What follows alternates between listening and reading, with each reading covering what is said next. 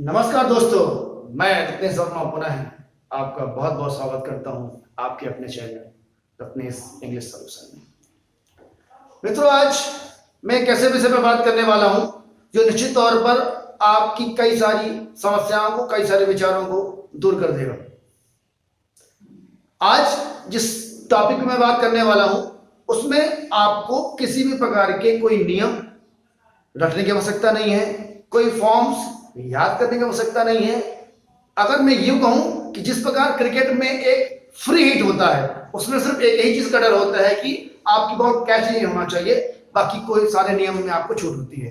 इसी तरह से आज मैं जो स्ट्रक्चर आपको बता रहा हूं उसको अगर हम ध्यान से सुनते हैं तो आपको सारा कुछ अलग करके आप प्रश्नों के उत्तर कैसे इंग्लिश में देंगे, आज इस चीज की हम बात करते हैं। चलिए स्टार्ट करते हैं। बहुत छोटे से प्रश्न स्टार्ट करता हूं। जैसे लिखा है, आर यू रेडी। आपने कई बार सुना होगा। बस इसमें आपको दो ही चीज का ध्यान रखना है। जैसे मैंने कहा कि फ्री हिट में आपको सिर्फ एक चीज का डर होता है, बाकी सभी सीमाओं से मुक्त होते हैं, सभी बंधनों से मुक्त होते हैं। उसी तरह आपको यहां पे सिर्फ दो ही चीजों का ध्यान देना है। उसके आधार पर पहला कि अगर क्वेश्चन में आई है तो यू हो जाता है, और यू है तो आई हो जाता है, और माय है तो योर हो जाता है, और योर है तो माय हो जाता है। दूसरी बात, जैसे आपने देखा होगा कहीं भी does plus have equal to has होता है, did plus V1 equal to V2 होता है। ये चीजें आपने पढ़ी होगी। आज जो मैं बात कर रहा हूं वो किसी भी टेंस का, कहीं का भी कोई सेंटेंस हो, उसका आप आंसर बना सकते हैं बिना ज्यादा सोचे। चलिए क्या लिखा है, आर यू रेडी। जैसे मैंने कहा यू का आई और आई का यू होता है, इसका आंसर क्या बनना चाहिए? आंसर यस या नो में जाएगा। आपको बढ़िया से मालूम है। यस बोलेंगे तो yes I am ready. No कहते हैं no I am not ready. Next, are you busy? Yes I am busy. और no I am not busy. Next, am I responsible for this? Answer बनेगा yes. जैसे मैंने कहा आई का you को आई हो तो yes you are responsible for this. या नो कहेंगे तो no you are not responsible for this. समझ में कितनी आसानी से आप इसके उत्तर बना पा रहे हैं। अगर थोड़ा सा आगे बढ़े इसको आपने नोट कर लिया होगा और समझ लिया आगे होगा। चलिए आगे बढ़ते हैं।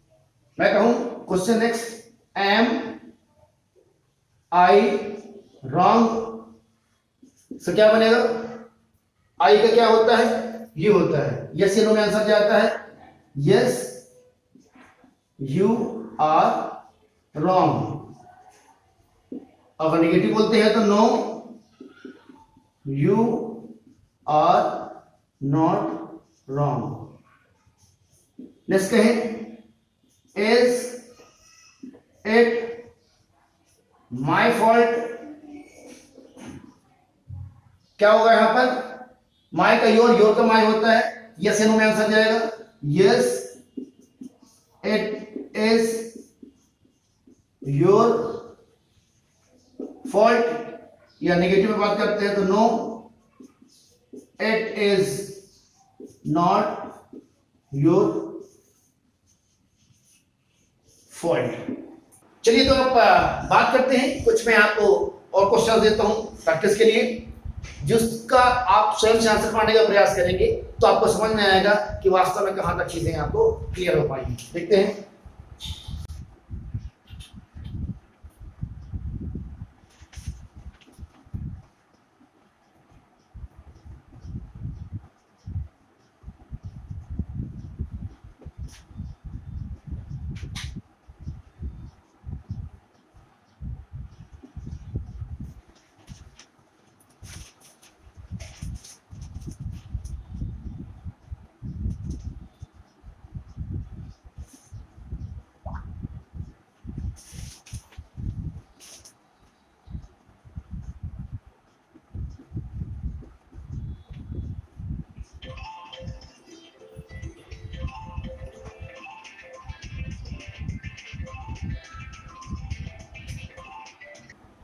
चलिए तो देखते हैं। अब आपको इन प्रश्नों के उत्तर पाने का प्रयास करना है, और अगर आप इनका अभ्यास करते हैं ये चीज आप क्लियर होंगी। जैसे लिखा है, is he serious about his future?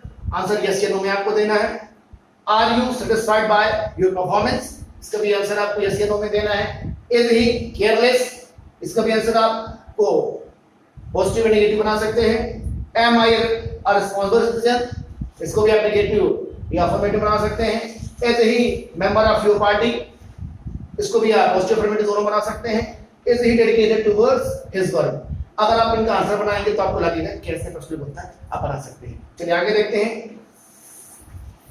मैंने तरीका बता दिया है। अब भिन्न भिन्न प्रकार की क्वेश्चंस में, अभी तो मैंने सिर्फ एक ही टॉपिक के लेके बनाया ताकि आपको वो चीजें अच्छे से समझ में आ सके। अब मैं मिक्स करके किसी का भी सेंटेंस क्वेश्चन देता हूं, उसका आंसर आप कैसे बना पाएंगे, देखते हैं।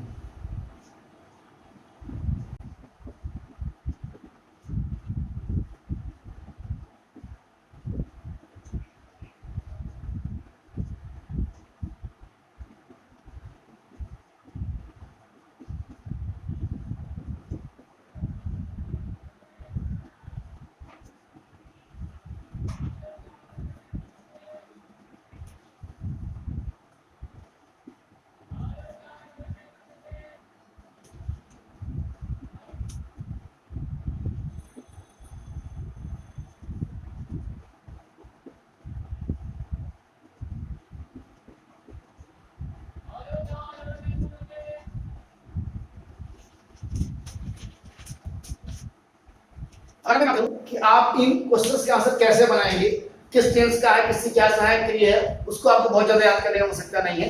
सारा कुछ आपको उसी में मिल जाएगा। अगर मैं पहले बात करूं, डू यू हैव टाइम? इसका यस या नो में जाएगा तो क्या बनेगा? Yes I have time. Do you have to meet him? Simple, जो जैसा है वैसे ही आपको उसी चीज का यूज करना है। क्या आंसर हो जाएगा? Yes I have to meet him. ये नो कहना तो no, I do not have to meet him, क्योंकि जो सहायक क्रिया लगी है उसी के साथ आपको मालूम है क्वेश्चन में भी वही सहायक क्रिया यूज होती है, और नेगेटिव अगर हम बनाते हैं तो वही हेल्पिंग वर्ब की सहायक क्रिया प्रयोग होती है। बात करते हैं, do you learn English? Answer क्या बनेगा? यस या नो में जाएगा तो यस आई लर्न इंग्लिश।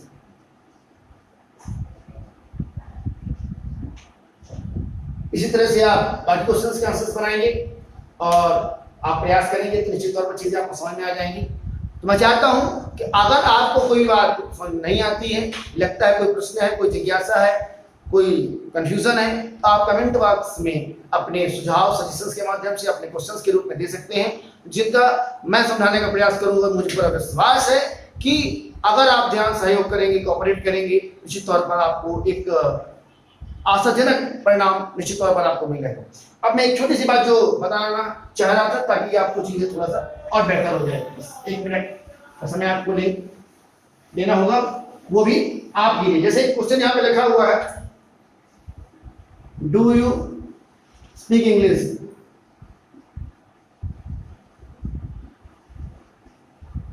इसमें आप ध्यान रखें कि ये डू या डज, इज, एम, आर जो कुछ भी आता है, जैसे यहाँ पे मान लीजिए इज ही लिखा है, यहाँ पे एम आई लिखा है, हैव यू लिखा है, जब भी हम उसका आंसर देते हैं ये चीजें यहाँ से इसकी जगह में ही हम यस या नो का प्रयोग करेंगे। तो क्या हो जाएगा? अगर यस करेंगे तो यस, बाकी कोई चीजें वैसे यस, यू का आई होता है आई स्पीक इंग्लिश।